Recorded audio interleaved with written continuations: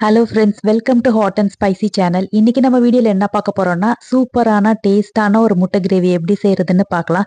இது bachelors, beginners கூட இதை ஈஸியா செய்யலாம். இது இட்லி, தோசை, சப்பாத்தி கூட வச்சு சாப்பிட ஒரு பக்காவான சைட் டிஷ். சூடான சாதத்தோடயும் பிசைஞ்சு சாப்பிடலாம், அதுவும் சூப்பரா இருக்கும். வாங்க இந்த முட்டை கிரேவி எப்படி பண்றதுன்னு பார்க்கலாம். இப்ப முட்டை கிரேவி செய்யறதுக்கு மசாலா அரைச்சிட்டு வந்துடலாம்.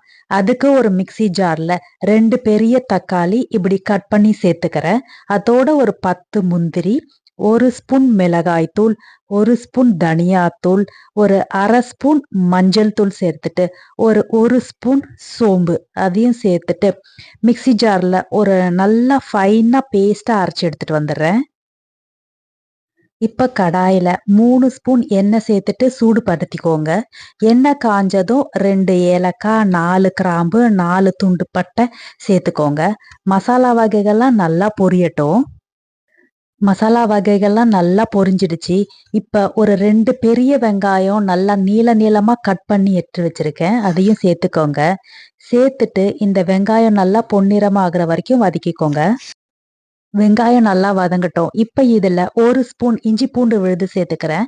இந்த இஞ்சி பூண்டு விழுதோட பச்சை வாசனை போகிற வரைக்கும் இப்படி நல்லா வதக்கிட்டே இருங்க. பாருங்க, வெங்காயம் நல்லா பொன்னிறமா மாறிடுச்சு. நல்லா இப்படி கோல்டன் ப்ரௌன்டா மாறி வரணும். அப்பதான் கிரேவிக்கு ஒரு நல்ல டேஸ்ட் கிடைக்கும்.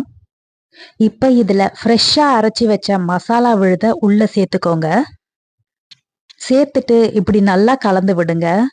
மசாலால உள்ள பச்சை வாசனைலாம் போற வரைக்கும் நல்லா ஒரு 5ல இருந்து 10 நிமிஷம் வரைக்கும் நல்லா இப்படி கிளறி விட்டுக்கிட்டே இருங்க. இப்ப பாருங்க, 10 நிமிஷம் கழிச்சு மசாலா உள்ள பச்சை வாசனை எல்லாம் போய் லைட்டா எண்ணெய் பிரிய ஆரம்பிச்சிடுச்சு. இப்ப இந்த கிரேவிக்கு தேவையான அளவு தண்ணி சேர்த்துக்கலாம். 1 கப் அளவுக்கு நல்லா சூடான தண்ணி சேர்த்துக்கிறேன். சேர்த்துட்டு நல்லா கலந்து விடுங்க.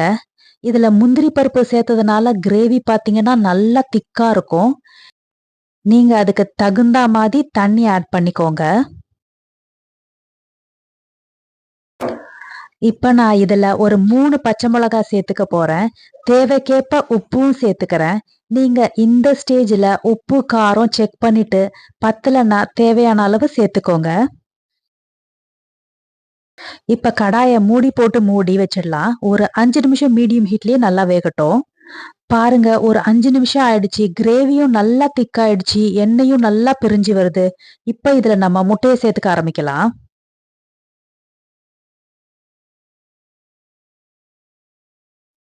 இப்ப நல்லா கலந்து விட்டுட்டு இந்த மசாலாவிலே இந்த முட்டைலாம் ஒரு 5ல இருந்து 10 நிமிஷம் வரைக்கும் நல்லா வேகட்டும். அப்பப்ப இடைக்கிடையே கிளறி விட்டுக்கிட்டே இருங்க. திரும்பவும் மூடி போட்டு மூடி வச்சிருங்க. இப்ப பாருங்க, நம்ம முட்டை கிரேவி சூப்பரா தயாராயிடுச்சு. கூடவே வாசனைக்காக மல்லி இலையும் சேர்த்துக்கலாம். இப்ப இந்த ஸ்டேஜ்ல நம்ம ஸ்டவ் ஆஃப் பண்ணிடலாம். அவ்வளவுதான். இப்ப நம்ம எல்லாருக்கும் பிடித்தமான முட்டை கிரேவி தயாராயிடுச்சு. நீங்களும் இதே மெத்தட்ல முட்டை கிரேவி செஞ்சு பாருங்க. டேஸ்ட் அவ்வளோ சூப்பரா இருக்கும். இந்த ரெசிபி பிடிச்சதுன்னா மறக்காம லைக் பண்ணுங்க, ஷேர் பண்ணுங்க. தேங்க்யூ.